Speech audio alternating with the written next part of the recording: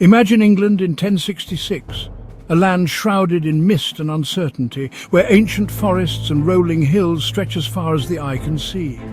The air is thick with tension as rumours of invasion sweep through villages and towns. People go about their daily lives, unaware that their world is about to be turned upside down.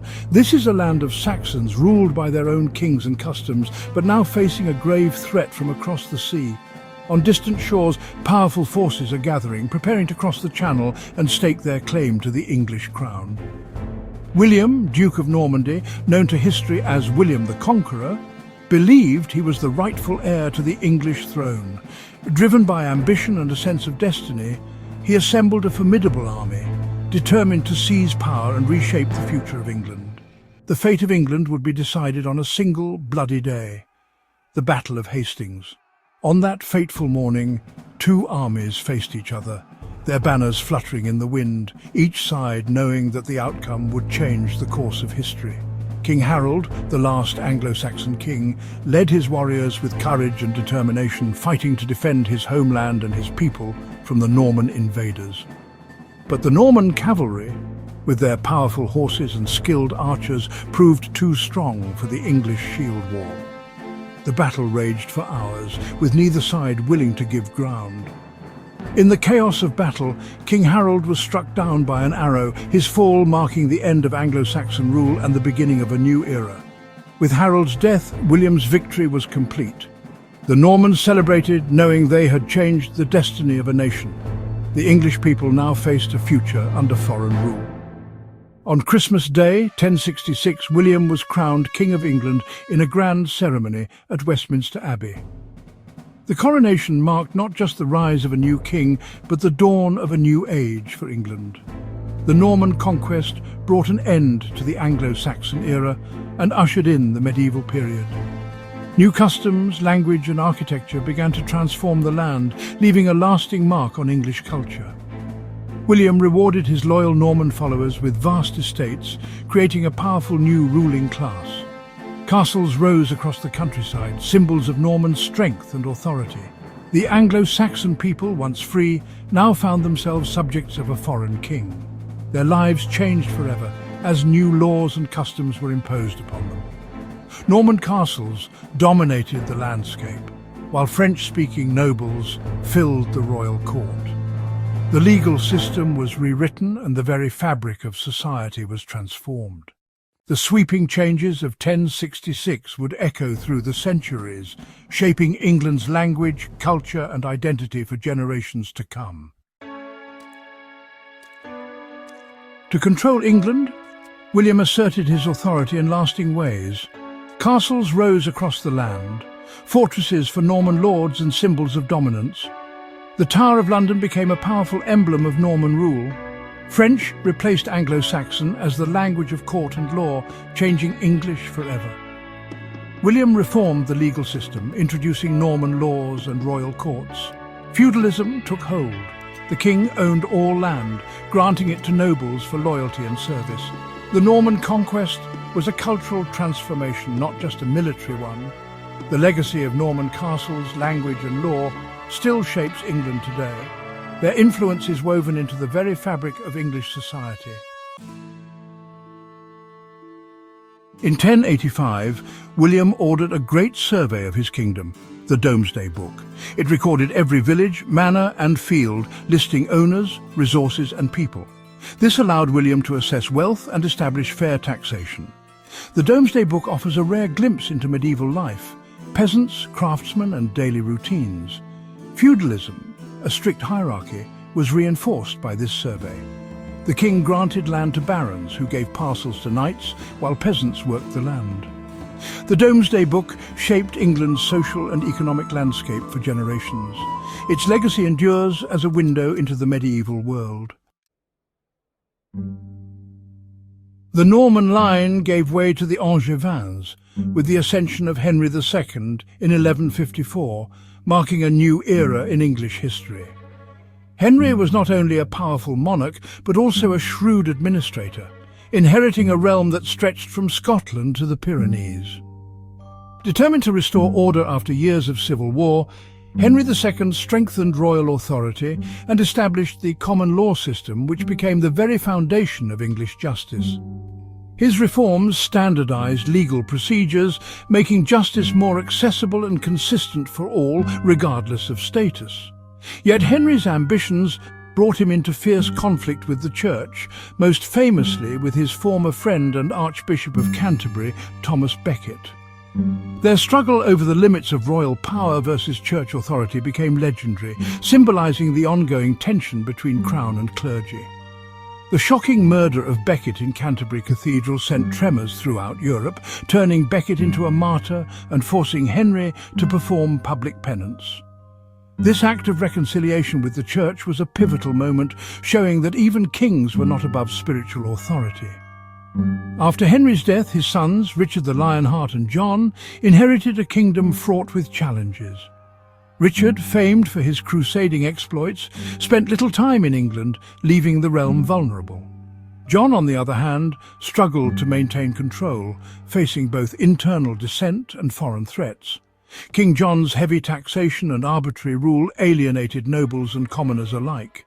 His unpopular policies and military failures led to widespread unrest, with peasants and barons alike demanding change. In 1215, a coalition of powerful barons confronted John at Runnymede, forcing him to sign the Magna Carta. This historic document limited royal power for the first time and guaranteed certain rights and liberties, laying the groundwork for constitutional government. Over time, Magna Carta became a powerful symbol of liberty and the rule of law, inspiring future generations to demand justice and accountability from their rulers. The Angevin era was a turning point, as England wrestled with the balance of power, the development of law, and the enduring struggle for the rights of its people, a legacy that still shapes the nation today. Edward I, the determined and ambitious grandson of King John, ascended the English throne in 1272. His reign would become one of the most transformative and turbulent periods in medieval British history, marked by both innovation and relentless warfare. A formidable king, Edward was not only a warrior but also a reformer. He overhauled the legal system, introducing new laws and procedures that strengthened the monarchy's authority and brought greater order to his realm. His reforms laid the groundwork for the English common law system, which would influence legal traditions for centuries to come. Determined to expand his kingdom, Edward turned his attention to Wales. Through a series of brutal campaigns, he conquered the Welsh princes and secured his rule by constructing imposing castles such as Caernarfon and Conwy. These fortresses, with their massive walls and strategic locations, served as both military strongholds and symbols of English dominance over Wales. But Edward's ambitions did not end in Wales. He set his sights on Scotland, launching a series of fierce campaigns that would earn him the infamous title Hammer of the Scots. His relentless military expeditions aimed to bring Scotland under English control, sparking decades of conflict and resistance. Edward faced legendary opponents in Scotland, including the courageous William Wallace and the determined Robert the Bruce. These leaders inspired their people to resist English rule, leading to epic battles and enduring tales of heroism that still echo through Scottish history. In a powerful act of symbolism, Edward seized the Stone of Scone, the ancient coronation stone of Scottish kings, and transported it to Westminster Abbey. This act was meant to demonstrate his claim over Scotland and assert English supremacy, but it also fueled Scottish resentment and the desire for independence. Despite Edward's relentless efforts and military might, Scotland ultimately remained unconquered. The tide turned at the Battle of Bannockburn, where Robert the Bruce led the Scots to a decisive victory, securing Scotland's independence for generations. Edward's reign left an indelible mark on Britain's political landscape. His legacy is visible in the castles that still stand today, reminders of a time of conquest and conflict, and in the enduring tensions between England, Wales and Scotland. The rule of Edward I defined the relationship between these three nations for centuries, shaping the course of British history and setting the stage for future struggles and alliances across the British Isles. In the mid-1300s, the Black Death swept across Europe, devastating England. Arriving in 1348, the plague killed as much as a third of the population. The disease spread rapidly, sparing no one, rich or poor. Labour shortages caused economic turmoil and upended the social order. Fear and uncertainty gripped survivors, changing daily life and beliefs. The Black Death exposed the fragility of society and left a lasting scar. It challenged old structures and inspired changes in religion, art and customs. The plague marked a turning point in medieval England. The Black Death's aftermath led to labour shortages and unrest. In 1381, the peasants' revolt erupted over an unpopular poll tax. Led by Wat Tyler and John Ball, rebels marched on London, demanding justice. They stormed the Tower of London and confronted young King Richard II. Richard promised reforms, but after the revolt was crushed, leaders were executed. The peasants' revolt failed, but it exposed deep tensions between rulers and the people. The uprising contributed to the decline of feudalism and the rise of a new social order. It showed the power of popular protest in shaping history. The late 1400s saw England torn by the Wars of the Roses. Rival branches of the Plantagenet family, York and Lancaster, fought for the throne. Battles raged across the land, devastating the nobility and economy. Powerful magnates raised private armies, fueling chaos and ambition. The wars dragged on until the decisive Battle of Bosworth Field in 1485. Richard III, the last Yorkist king, was defeated by Henry Tudor. Henry's victory ended the conflict and began a new era. The Wars of the Roses left England scarred but ready for change. Henry VII's victory at Bosworth in 1485 ended the Wars of the Roses and began the Tudor Age. He restored peace, united the warring houses, and strengthened the monarchy. The medieval era of castles, knights, and feudalism faded into history. A new age of exploration and change was dawning. Under the Tudors, England would rise as a European power.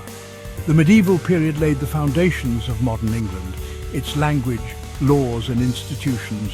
From conquest to conflict, plague to protest, these centuries forged the nation's identity.